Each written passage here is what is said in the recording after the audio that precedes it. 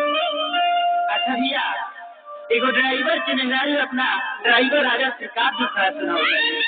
कि सुनाए ड्राइवर राजा, सुनाए ड्राइवर राजा, सच्चाई समय छोड़ के कहीं ना जा, सुनाए ड्राइवर राजा, सच्चाई समय छोड़ के कहीं ना जा, सुनाए ड्राइवर राजा, सुनाए ड्राइवर राजा, सुनाए ड्राइवर, सुनाए ड्राइवर राजा, सच्चाई समय छोड़ के कहीं ना जा, सुनाए ड्राइवर राजा,